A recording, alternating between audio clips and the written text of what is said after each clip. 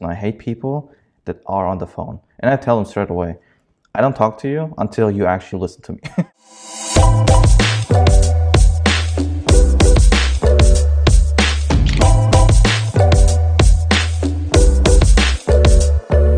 Welcome back, peeps. Welcome back. Today, we are going to talk about building relationships, building meaningful and successful relationships. Relationships in general that bring you further in life and support you on your journey to wealth. And the reason why we want to talk about this is I had a thought a few weeks ago where I thought, okay, Monish and I, we never met each other in person, but we kind of managed to build a relationships over a distance of many miles, right? And Monish, do you want to talk about or tell the story of how we met and how we actually established this kind of relationship between you and me? Yeah, I think that, well, firstly, we have to make a, note that realistically, I guess 20 years ago or so, building relationships was very much person to person, right? You had to meet someone in person or over the phone or something like that. But now we've got social media and video calls and all this sort of stuff. So it's much easier to meet anyone and build a successful relationship. So the way we actually met was that I think it was through Instagram. I'm not sure whether you reached out to me. I think you reached out to me and, just said, hi, I like what you're doing. You basically see my feed or something like that. And then we got chatting a little bit. I think we had a preliminary call, I'm not sure. And then I basically had you on my podcast, and it went so well that I turned one talk into about 3 episodes because we ended up talking for almost 3 hours long. And we just sort of clicked, basically. Yeah. That was basically it. And from that on, we basically just kept in contact, follow up with each other's plans and visions we had in place. And especially what we talked about in those several calls. I remember those days. How long has it been? Yeah. I think like 2 years. Is it 2 years? Not quite. I don't think. Not quite 2 years. Maybe between 12 to 18 months, I would say. Okay. But yeah, we kept in contact. We had various phone calls just to check in with each other. Yeah. And just have brief chats, things like that. I think we were having them maybe once every couple of months or something like that. Yeah. I try to be fairly proactive with my network, and didn't exactly have a CRM system or anything like that, which some people have asked me, oh, have you got a CRM system? Because I contact them like every month, and I'm like, or every 2 months, and I'm like, hey, how's it doing? How are you doing? Sorry, not how's it doing, or how's it going? How are you doing? And just sort of build that. But the thing is it can be difficult sometimes, is because you may be reaching out. I've had this before. I've reached out to people, once a month for a year, say, and then you realize that actually they never come and reach out to you. Yeah. And then those sorts of relationships kind of fizzle out. But then you do get people that actually do check in with you, if you're a bit quiet, and that's what our relationship turned out to be. And it's a give and take. It's a two-way road, isn't it? I mean, it's not just one person giving, and it's like with a lot of things in life, it's not just one person doing everything. It's both of us, and both of us committing, both of us checking in with each other. And then a few weeks ago, maybe a couple of months ago even, you came to me and you said, look, I really want to co-host a podcast. You mentioned to me My First Million podcast, which is one I've been listening to for at least a year, maybe 2 years now. I've been in podcasts for a good 5 years, like just listening to them and consuming. So every day I would listen to them, well, I still do listen to them on the way to work, on the way back from work, half an hour each way on 2 times speeds. You get about 2 hours worth of learning while I'm commuting. And then, yeah, you mentioned that podcast, which is probably one of my favorite podcasts, actually. And then you said, look, I'm looking for a co-host. And I said to you, well, I don't mind stepping in if you don't have anyone at the moment. And here we are, a few episodes later, 9 episodes later. We're talking about building successful relationships. I really love the way how it turned out to be. Um, because we always try to have like a prediction of everything. So is it whether it's relationships, goals, or habits? What do they bring us in the future? And to be fair, I didn't know where the relationship between you and me is going. I just knew. Um, I remember you mentioned something about F1, and I am into Formula One. And so I was like, okay, so he's some contacts in F1, but I don't really, not courage, but I don't have the real desire to be in there just yet. But yeah, Mm. it was interesting. And then I just kept thinking of, okay, I don't know where this is Yeah, going. And then we started the I think, podcast, and it says, okay, it's yeah. actually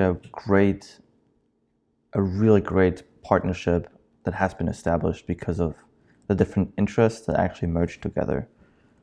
Hmm.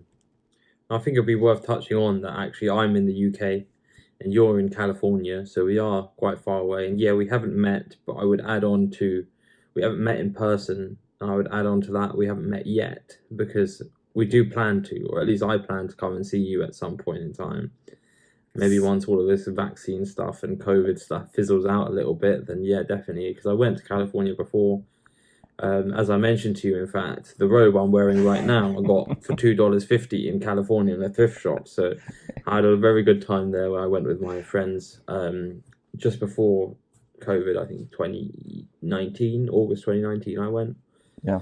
Um, so yeah, I think that it would be great. It would be great to meet in person, but it shows that you can build rapport. And yeah, we didn't exactly have a goal. Initially, the goal was, okay, I'll get you on my podcast. And for those of you don't know, I already had been hosting a podcast for the best part of 2 years now, called Stuff They Should Have Taught You in School.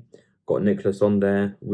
Like I said, we split that episode, 3 hour episode out into three. I split it up into three different episodes, and then we just kept in communication. Yeah, there was no end. There wasn't exactly a goal in place, but we keep our doors open. We support each other. We chat about certain things that maybe we're struggling with, and give each other tips and tricks with that. And sort of, it's it's a lot about is just providing value where you can, not specifically for you to make something out of it. Although generally that does come back in a way that you may not expect it. Like I would have never guessed that we were building a podcast together. I did want to keep in contact with you, and eventually, when we first did chat, I think after we kept in contact after the podcast, um, I did want to eventually come and see you because I've had other podcast guests, and to be honest, they're not that forthcoming. I didn't really stay in communication with them that much, and it was the same sort of thing. Like you reach out to them, and they don't come back to you. And those sort of relationships, you can stick with them for a little while because at the end of the day, everyone goes through ups and downs. Everyone has quiet periods where they're just like, you know what, put the phone away. I don't want to deal with these messages. And of course, that's absolutely fine. But over a certain amount of time, then you get to realize that, those people are maybe it's just not meant to be. Yeah. I think it comes down to knowing yourself. I have here some notes what I wanted to touch base on because I think it's very, very important. Um, and I need to attach a story to this. So I have a automotive event page also on Instagram, and then someone reached out to me, and it's a kid. He is 15 years old. He lives in Turkey, and he was just seeing my personal account as well. And then he reached out to me and said, "Hey, I really admire your work, and um, I would really want to get some advice on some things because I have the theme page, but I don't feel like doing the theme page." And so I was thinking of like giving him an advice that's actually practical. And he's 15 years old, and he was saying like those things. And I remember I was in the same shoes when I was 15. The only thing is I never had anybody to tell me those kind of questions, or like, and I never, okay, never ever I had someone who told me those answers I was looking for And those are the three things. Know what you can provide. Know your pet peeves. You have to know what bothers other people for multiple people, because there are some things that's just you. It makes you as a person. And the last thing is understand where you currently are in life and in business. So what you can provide, and this is something I told them too, is like provide value. Value is a very vague definition of, a diamond can be worth millions of dollars, but if, I don't know, shit hits the fan in the world and everyone needs water and clean water and food, your diamond is worth nothing, because the perceived value of this thing is just dropping, right? So you always need to see what value you can provide to other people, and it always varies from person to person. The pet peeves, I don't say you should get rid of all the pet peeves, because some things just makes you unique in your own way, and this will keep you remembered. As weird as it sounds, everyone knows from a person this thing that kind of bothers him on him, but never anybody says anything about it because it makes the person the person. I don't know. Does that make sense? Yeah, I think that, well, really what we're getting at here is a level of self-awareness. And in terms of pet peeves that you may have, a lot of people are just completely blind. They're completely blind to what's going on, what their behavior they're exhibiting. And it really requires a level of conscious thought towards actions that you do that have just become habits over such a long time.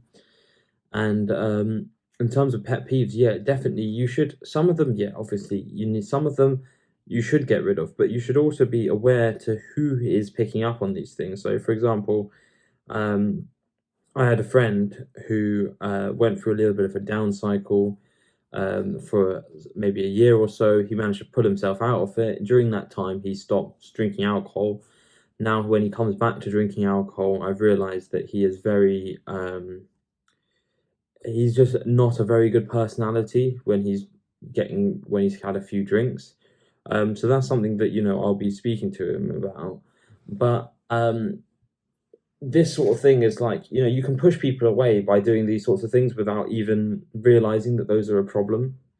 But I would emphasize that some people will get annoyed at you just because potentially you make them jealous, or potentially, they're just not exactly in the circle that you might actually want to be in. And therefore, like, if I went into basically the wrong circle, it would probably annoy them that I had enough drive, or that every Friday night I would say I'm not coming out to go get smashed or whatever. So it requires two sort of things, yeah, a level of self-awareness, and then also having people around you that are kind of a bit honest as well. They say to you, this behavior is not good, and you should look to change it. A lot of people, if someone were to say that to them, they would immediately get on the defense, and that is where basically you have insecurity, unfortunately, and almost everyone does. And I feel like, Let me interrupt you yeah, just real quick. Let's just don't say unfortunately. Insecurities are fine, because that shows what you need to work on. So it's basically a blessing. I just wanted to yeah, reframe the perception. yeah, I agree with that. Thank you. Yeah, that's a good one. Yeah, continue. Yeah, so I mean, it's a level of self-awareness is always required. It's self-reflection, self-review, that kind of thing. Like, for example, week to week, I feel like crap, on a Sunday, for example. Well, now, why is that? If I have no self-awareness, I won't know. If I had a bit of self-awareness, am I staying out too late on Saturday? Am I, drinking too much? I mean, alcohol has a really negative impact on sleep, and you will feel like crap pretty much the next day, even if it's 1, 2 drinks. I've noticed this even because I barely drink, but when I did go out and drink, or when I went out with my friends and things, I would just have one beer, and I've cut that down to pretty much just tap water. And now there's an ongoing joke in my friend group. Oh, go up to the bar and just get tap water, or just like waste the bar staff's time, and just be like, oh, what do I want? What do I want? I'll just have one tap water.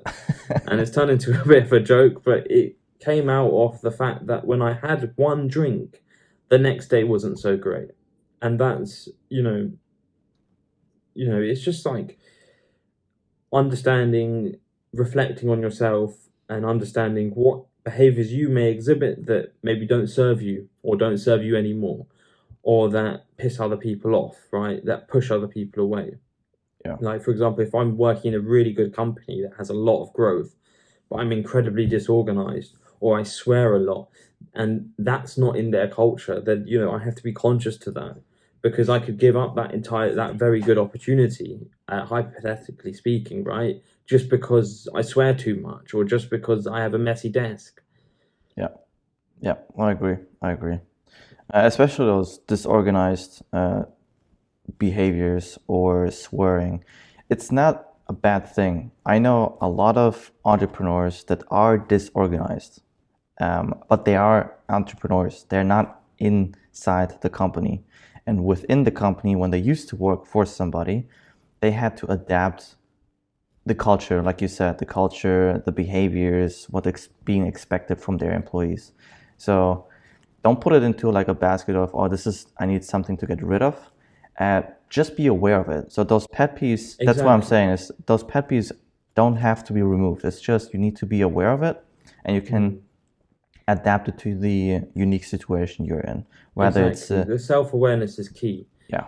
It's absolutely key. And being also perceptive to how other people react to certain things that you do. And you can put tests out there, right? You can be meeting someone that you've known for 5 years, and suddenly you do something different. How do they react to that? Or suddenly you tell them some really bad news. How do they react to that? I guess that's getting onto another topic of like keeping people within your life and who you want to keep within your life.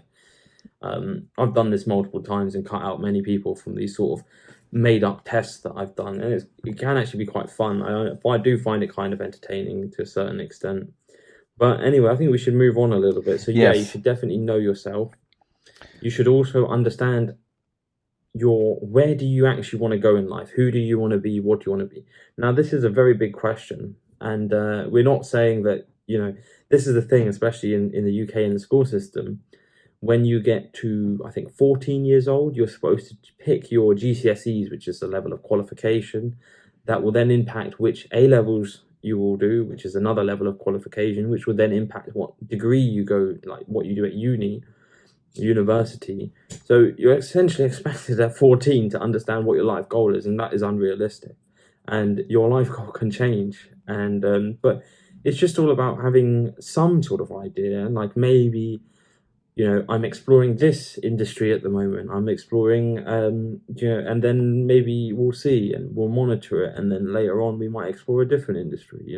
Yeah, and I think I can give you a great example of how I got into the automotive industry. Back when I was 17 years old, I did not know what to do. I did not have a vision. I did not have like everything we just talked about. It was not existing for me, right? But I had to get a job or like a dual apprenticeship, and I started working at a dealership because my mom forced me to do work. Thanks, Mom. I appreciate it. But ultimately, that gave me an insight of the automotive industry. Yes, I do not like repairing cars or fixing cars or doing services or whatsoever. Really? You don't like that kind of stuff? No, I like That's very drive. No, interesting. I like driving cars. I don't But like. you don't like fixing cars? No. You see where I'm going with this, don't you? So, well, unfortunately, you don't have a Japanese car, so that must be quite difficult. Actually, I was working on Japanese cars. They were always broken down. So it was a Suzuki. They're Japanese, right?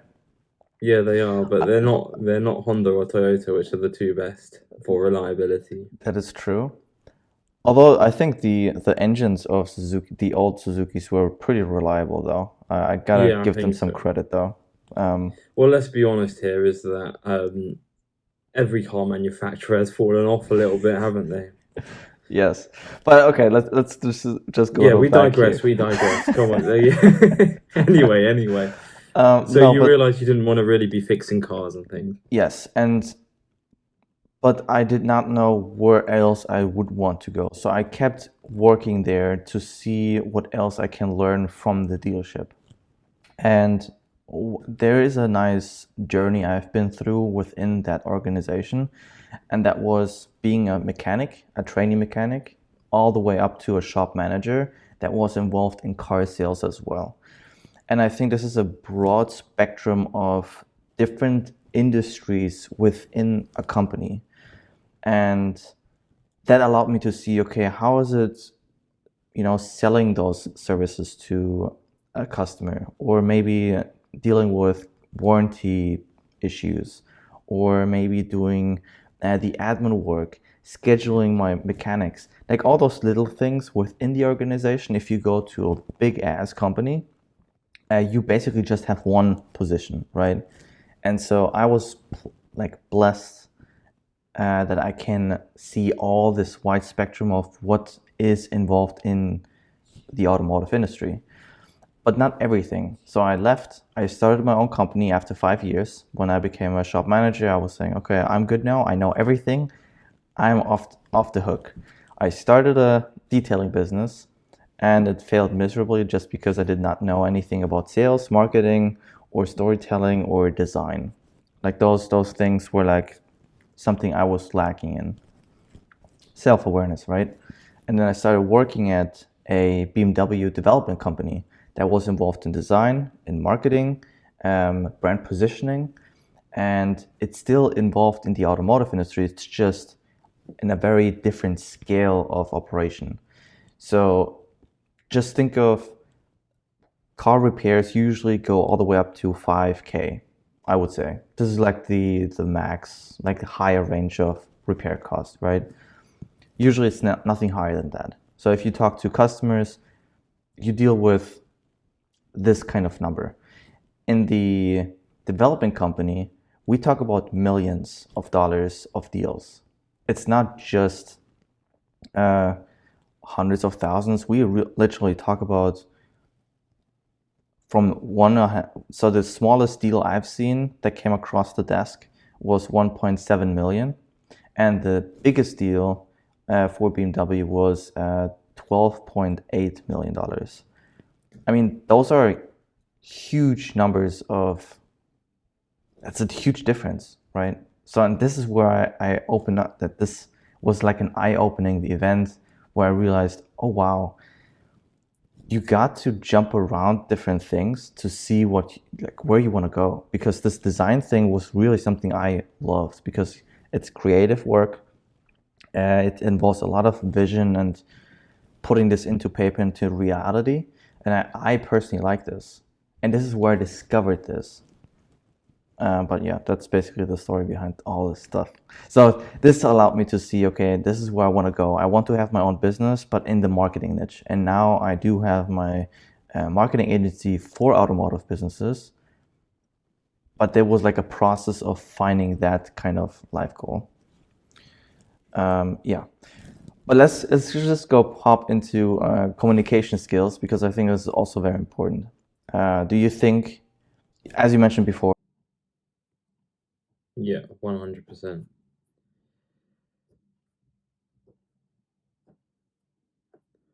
Well, I think just before we move on to communication, it's worth just reiterating that yes, you have there's so much out in the world. Just try as much as possible, really. And you throw the saying is, if you throw enough shit at the wall, some of it's going to stick. And it is true. I worked in a company as well that I managed to get access into various different industries. So yeah, try and keep trying. But in terms of communication, yeah, it's a two-way road. It's not someone giving and someone else taking the whole time, or you taking the whole time and someone else giving the whole time. You realize that, in fact, when you're talking to someone, um, everyone has got like 100 things going on in their brain, right? And when you're actually talking to someone, unfortunately, well, a lot of people have this stuff going on in their head and they don't really take in what you're saying. So if you can basically do the opposite of that and actively listen, I've had conversations with people and they've turned around and they've said, wow, that's a great conversation. But the fact is I barely said anything. All I did is I just sort of agreed with them, or I just said, tell me more. And they just talk about their life and their own thing for some amount of time. And you just keep saying, tell me more. And this is what they call actively listening, right? And properly listening, not like being on your phone and then pretending to listen. Because, you know, as much as people want to argue about this stuff, is really, we want to focus on one thing at a time. We don't our brains aren't really made to multitask in that sort of way, i.e. looking at one thing and listening to another thing. The brain is not really supposed to work like that. Obviously your brain does many functions at the same time. Like right now, I'm talking to you, I'm listening, I'm breathing, all the blood is going round, white blood cells are probably having a massive battle somewhere. So that, in terms of that, yeah, of course that is multitasking to an extent. But if you can actually talk to someone and actually properly listen, when they tell you, oh, X, Y, Z, you just sort of say, well, tell me more, or why, or how does that make you feel, or what are you going to do about it? These sort of questions, which are very open-ended, can provide a lot of value to the other person, and they feel much better being with you, and they find more value out of you. And I've had people say this to me, and one guy in particular, I actually cut him off because it turned out that he was just not the type of person I want to be associated with. But he used to say to me, Monish, every time I talk to you, I come away and I feel really good, and I have really good conversations with you and stuff. But the reality of the matter is that I was just asking leading questions like that anyone can ask. And it also, when you talk to someone, then you realize, once you start doing this, you realize, are they actually listening to me? Are they actually taking this sort of thing in? And I've had it before as well. If someone has a problem, this is another thing to note with communication, is sometimes people have problems all the time. And half the time, they don't even want a solution to it. They just want to vent. And all you can do there is just say, yes, how bad it is for you, and things like that. And then they somehow feel better about themselves. And that's about providing value. You're providing value to someone just by doing that, just by listening. Yeah, well, I definitely agree. Especially the multitasking thing. I'm a fan of not multitasking, and I realized that a lot of people think they multitask, but they don't. It's just task switching. Just task switching. They literally just dissolve the conversation, for example, what they have, and they're being on the phone. I am a person, I hate people that are on the phone. And I tell them straight away, I don't talk to you until you actually listen to me. Because I don't repeat myself because you could have avoided this. So I don't want to be the collateral just because I'm here and I could repeat myself. So, and it just kind of puts you in a position where they eventually do start taking advantage of you. You basically just turn into what's a good way to put this? But they just take advantage of you. They walk over you, and that's not on. Even like phones, especially, the phone is made essentially. First of all, the phone is a business tool. All the apps on it are made to take your attention away from other things in the world, right? Each app is competing for your attention. Yeah. If you can put your phone down and have dinner without looking at your phone, if you can have an actual conversation with someone without looking at your phone, have eye contact, actually listen to what they're saying, ask them open-ended questions about what they've said. Yes. You will come away, you will feel better yourself, and they will feel incredible. They will be like, wow, I've been in this world 30, 40 years and I've never had anyone properly listen to me. Yeah. Except for you. Here's homework for you guys. If you're going out and just have like dinner with your loved one or friends or whatever, challenge yourself to not pull out your phone. Do not put your phone on the table. Leave it in your pocket. Put it on silent. Don't let it ring, or don't let it like vibrate or anything. Or flight mode or whatever. Do not use your phone, and just observe everyone else in the restaurant you're eating. How many people are on the phone? And I can guarantee you every single table will be on the phone at some point during that night. I can guarantee you. But here's just the homework. Try it out, and you will be surprised how crazy people crave attention, because they just get bored of the conversation. But they can turn the conversation around by asking genuine questions, be meaningful, and being sincere. And I think this is the next clue where we need to get into is sincerity. I think we talked about curiosity in one of the earlier episodes quite a lot.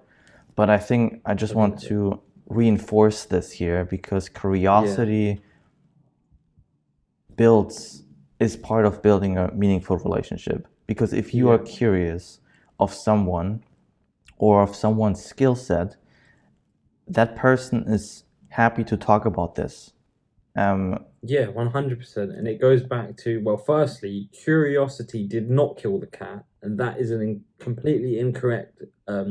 It's a myth, basically. Curiosity killed the cat is what they say in the UK. And that basically means you don't ask these sorts of questions, don't be curious. But, you should be curious. That's completely wrong. Yes. You should ask questions. You should understand people better. You should, especially if it's an industry that you're interested in, or they're doing something that you're interested in. But also, even if it's something that you're not interested in, there's huge amounts of value to learn something that you never knew before, because everything sort of is interconnected in a way, and you can take skills and lessons from someone else and put them into your own thing. It gives you things to think about, and ask questions. It goes back to, what we were saying before, is like when you're just asking these sorts of open-ended questions. Tell me more. How does that make you feel? What are you going to do about it? Like I've asked people, CEOs and things, and I've said to them, well, what's the biggest challenge you face? Or if you were a competitor, if you were making a new company that was competing against your current company, what would you do differently? Or what's the biggest challenge you face? Sorry, I just said that one, but yeah. And how do you overcome it? Things like that. And again, it makes them feel like you're genuinely interested in, and you should be genuinely interested in these people. You should look to extract something out of the conversation. You shouldn't just be talking crap about the weather or about any BS, really. Yeah. I mean, obviously there's time and place for a bit of BS, a bit of wind down and whatnot, but in terms of this, like building successful relationships, curiosity is almost key. Yes. Isn't it? I agree. And I think it's key to all sorts of relationships. If we talk romantically, on the friendship level, on the colleagues level, or even business partners, or even co-host podcast level, it's I just need to say that the curiosity, if you're genuine and you're honest with your intentions, I think this is where it comes down to. You at that point, you already provide lots of value that most people don't get, because like we just mentioned, a lot of people are being on the phone while talking or like speaking to somebody else, and so the attention is already dissolved in so many different tasks they do, but generally there is no attention towards you and a person while being right in front of them. And I think this comes back to, or like to the next point of being original, because if you just connect those things and say, okay, I don't want to impress, I want to be curious, I'm curious, I ask questions, you gain knowledge by admitting that you actually lack knowledge. And I think that makes someone very original of, you are who you are, you know where you are, right? You know where you want to go. And if you're honest with the other person, you share your intentions and you share the lack of knowledge, and you ask them for, skill set or tips and advice. That makes you original. That's basically the recipe for being original. Would you agree? Yeah, 100%. And I think that yeah, it's the fool is the person that says, "Oh, I know everything." The wise person is the one that asks all the questions and gathers the value from it. So be the wise person. Ask the questions, actual like genuine questions, not just like, "How did you get here today to work?" Yeah. It's not just some old crap like that, but deep questions. And it really does provide value on both sides. You learn something new about the other person or about something you never knew before. They feel like they're being listened to. Like I said, no, hardly anyone actually listens these days, unfortunately. Yeah. And I need to say, okay, so there was an incident. Also, someone who reached out to my automotive event page on Instagram, and he was maybe in his like 18, like early 20s. And what he did was I corrected him on something about a post where like this was and stuff, and he automatically apologized. Like he automatically said, "Oh, I'm sorry, I apologize, my bad," and something like this. And I said, "Don't apologize. There's nothing that you did wrong. Um, if even if someone need to apologize, it would be me to be not more clear than I was. So I try not to apologize for anything, but more so twist it around and say thank you for your patience, thank you for correcting Yeah, me, and thank exactly. you for, trusting me with your time and, you know, those kind of things. So if you shift your mindset to stop apologizing for things, but more so be grateful for those people who stick around even with your mistakes and pet peeves, um, this is where the relationship is more worth than someone else's, I would say. What do you think to this? Yeah, 100%. I've in fact withdrawn apologies in the past because I feel like for example, I was at a friend's housewarming and I was leaving. I think maybe it was like 10 p.m. and they were like, "Stay, stay," and I was like, "No, I'm sorry, I gotta go." And I was like, "No, in fact, I'm not sorry. I'm going, and you're just gonna have to deal with it." Because why should you apologize for things like that? And if someone has reached out to you and said, "Oh, you're doing X, Y, Z, perhaps you may try ABC, and that might give you better results." Really, it goes back to the wise person that knows that he doesn't know everything, and he never will know everything, and keeps Yeah, open to learning from everyone, even learning from the fool. yeah, and I think. And Oh yeah, go ahead. yeah, so don't apologize for just being yourself. Don't apologize for putting your own self in front and your own priorities in front. Um, and don't apologize when someone gives you an improvement. Say thank you, yeah, and thanks for your patience. Not sorry for being late. Thanks for your patience. These little things, it's a mindset shift, isn't it? It's like saying, instead of saying I can't, you say how can I? And when you do things like that, it opens up the door. When you say I can't, it just shuts it straight away. When you say I'm sorry, you're just like I am wrong, and there's no like coming back from that. But when you say thank you for your feedback, and you look into what they're saying and you test it and whatever, Yeah, then that's when you grow and you learn. yeah, and I think it's a subconscious mind shift as well. It's not just consciously. It's really something that rewires Yeah, your brain to, it you does. know, I know that I'm not perfect. I have my flaws, and you bring it up to me. So thank you for this, and I Mm. will make a change. And by just saying sorry, it's like, oh, I'm a fool, and that's it. And you don't want to Yeah, talk to you about this, about yourself like this, yeah, because exactly. we are acting foolish sometimes, but sometimes we do it Doesn't mean you're a unawareness. fool. Like we're doing this in an unaware level, and someone brings you awareness to this. Um, but yeah, that's basically what that is. And then also, um, being original does not mean that you should impress anybody, because you impress people by asking questions. As silly as it sounds, but you actually impress people when you ask questions. I had it a couple times when I had the the pleasure talking to millionaires, and they own $16 $16 million mansions in California. There you go. Um, but they all refer, like, the way how they behaved was always they asked questions about me. I felt so Yeah. heard and listened to, and I appreciate the entire environment.